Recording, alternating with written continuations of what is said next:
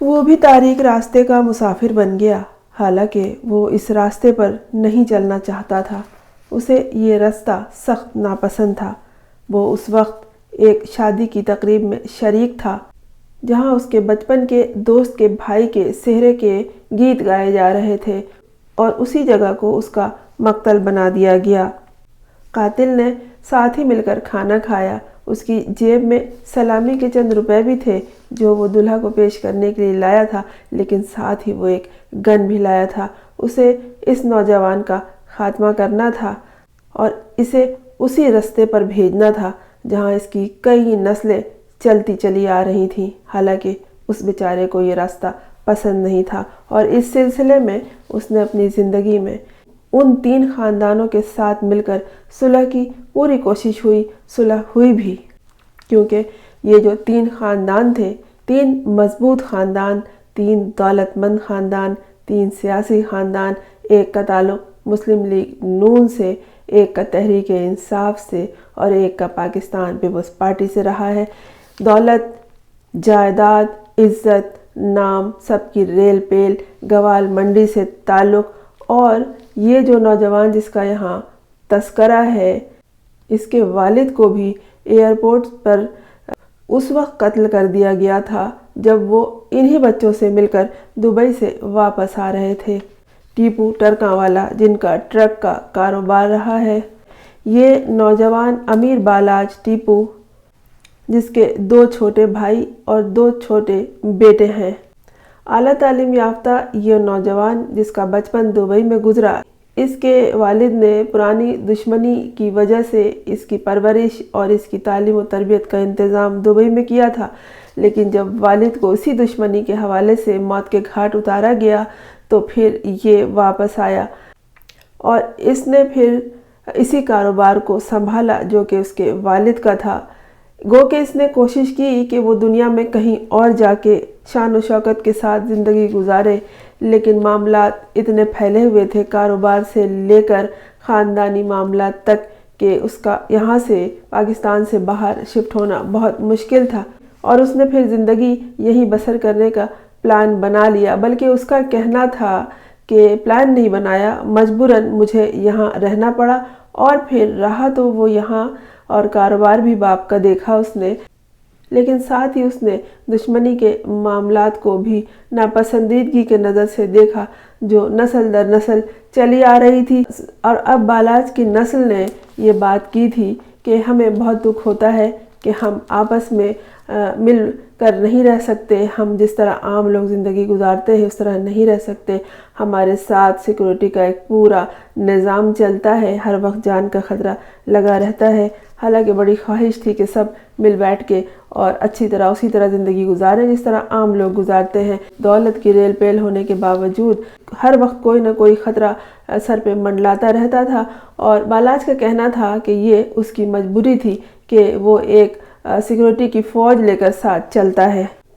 مصالحت کی بات پر ایک دفعہ اس نے اپنے ایک انٹرویو میں بتایا تھا کہ مصالحت کرنے کی ہم لوگ بہت کوشش کرتے ہیں، لیکن کچھ لوگ ہیں جن کے مفادات وابستہ ہوتے ہیں جو ہمیں لڑاتے ہیں، اور وہ نہیں چاہتے کہ ہماری مصالحت ہو، اس لیے کہ ہماری مصالحت میں ان کا نقصان ہوتا ہے، انہیں کوئی فائدہ نہیں پہنچ سکتا۔ لیکن پھر بھی ایک بات چیت ان سب کے درمیان ہوئی تھی، اور انہوں نے آپس میں شیر و شکر ہو کر رہنے کا فیصلہ کیا تھا، لیکن یہ پرانی دشمنی تھی جس نے اس کو موت کے گھاٹ اتارا۔ بالاج امیر کو، اس کو تو اس کے گارڈ نے اسی وقت ہلاک کر دیا، لیکن معلوم یہ ہوا ہے کہ اس کے بھائی کو ان کے والد نے اسی دشمنی کے حوالے سے قتل کروا دیا تھا۔ واللہ عالم اصل بات کیا ہے، لیکن یہ ایک دشمنی تھی جو اس کے والد تک چلی ہے، لیکن یہ بالاج امیر یہ چاہ رہا تھا، اور اس کے عمر کے جو نوجوان ہیں ان تینوں خاندانوں میں، کہ ایسا نہ ہو۔ یہ 3 بڑے خاندان تھے، اور یہ M N A M P A بھی رہے ہیں، اور یہ تینوں خاندان پنجاب کی سیاست میں خاص کردار ادا کرتے ہیں۔ پنجاب کی سیاست، پنجاب کی معیشت، معاشرت اور وہاں کے دیگر معاملات۔ امیر بالاج کے والد ٹیپو ٹرکاں والا کا تذکرہ ان لوگوں میں ہوا کرتا ہے جو انڈر ورلڈ کہلاتے تھے۔ امیر بالاج نے اپنی زندگی میں پوری کوشش کی کہ یہ 28 سالہ جو ذاتی دشمنی دیرینہ دشمنی چلی آ رہی ہے نسل در نسل یہ ختم ہو، اور اس کو ختم کرنے میں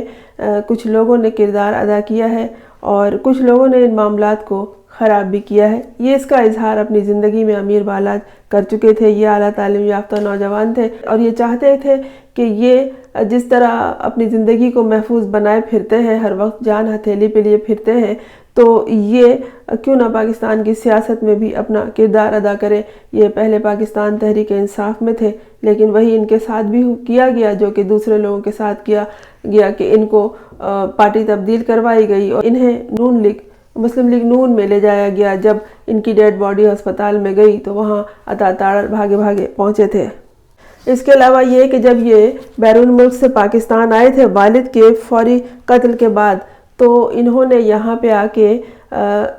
جب اپنے کاروبار کو سنبھالا اور اپنے خاندان کو اکٹھا کیا اور ان کی دیکھ بھال شروع کی اور اپنے والد کے تمام ادھورے کام کو پائے تکمیل تک پہنچانے لگے، تو پھر انہیں بھی جھوٹے مقدمے میں ملوث کیا گیا اور انہوں نے جیل کاٹی اور کافی عرصے یہ جیل کاٹتے رہے۔ ان کا یہ کہنا تھا کہ میں نے جب کچھ نہیں کیا تو مجھے جھوٹے مقدمے میں ملوث کیا گیا، اور اسی طرح سے یہ دشمنی شروع ہوتی ہے اور اسی طرح سے معاملات بگاڑے جاتے ہیں۔ امیر بالاج کا کہنا تھا کہ انہوں نے کبھی اسلحے کا، ہتھیار کا استعمال نہیں کیا۔ جو ان کے پاس ہے وہ سارے لائسنس والے ہیں، کوئی بھی ان کے پاس غیر قانونی چیز نہیں ہے۔ لیکن ایک دفعہ انہوں نے دکھ کا اظہار کرتے ہوئے کہا تھا کہ جب میرے بارے میں کہا جاتا ہے، لفظ بدمعاش استعمال کیا جاتا ہے تو لوگ اس کا مطلب نہیں سمجھتے۔ بدمعاش کا مطلب یہ بتایا تھا انہوں نے کہ جس کا معاش بد ہو، برا ہو، جس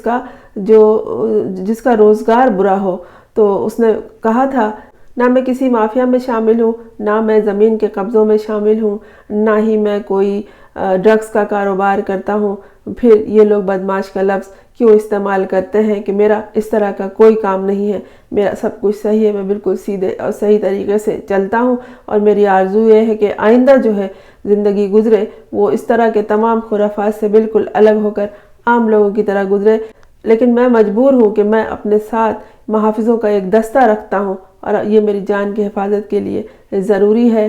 لیکن افسوس، جس جان کی حفاظت کے لیے ایک دستہ ان کے ساتھ رہتا تھا وہ ان کی حفاظت نہیں کر پایا اور امیر بالاج کو جان سے ہاتھ دھونا پڑا۔ وہ اپنی آرزو صلح کی اور دشمنی، خاندانی دشمنی جو نسل در نسل چلی آ رہی تھی 3-4 نسلوں سے، وہ ختم ہو، لیکن وہ یہ آرزو اپنے دل میں لے کے چلے گئے۔ اسے اسی دشمنی کا سامنا کرنا پڑا اور اس کی موت اسی طرح سے آئی جس طرح سے اس کے والد، پھر ان کے والد اور ان کے والد کی ہوئی تھی۔ ان کے والد کا نام ٹیپو ٹرکا والا تھا، وہ انڈر ورلڈ شخصیات میں شامل تھے، لیکن امیر بالاج کا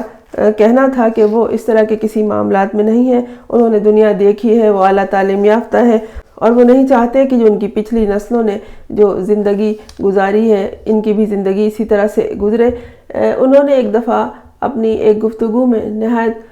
دکھ کا اظہار کرتے ہوئے کہا تھا کہ یہ جو دشمنی مجھے ملی ہے، جس طرح اپنی جان ہتھیلی پہ لیے اور در بدری کا عذاب میں جھیل رہا ہوں، یہ میرا ذاتی نہیں ہے، یہ مجھے وراثت میں ملا ہے، اور اسی وراثت میں ملے ہوئے ان عذابوں نے اس نوجوان کو، اس اعلیٰ تعلیم یافتہ نوجوان کو موت کے گھاٹ اتار دیا۔ نہ چاہنے کے باوجود وہ اسی راستے پر گامزن ہو گیا جس پہ اس کا باپ، دادا اور پردادا چلا تھا۔ میں ہوں فرزانہ روی اسلم۔ آپ نے اگر اس چینل کو سبسکرائب نہیں کیا ہے تو کر لیجئے، اور اگر کر لیا ہے تو بہت شکریہ۔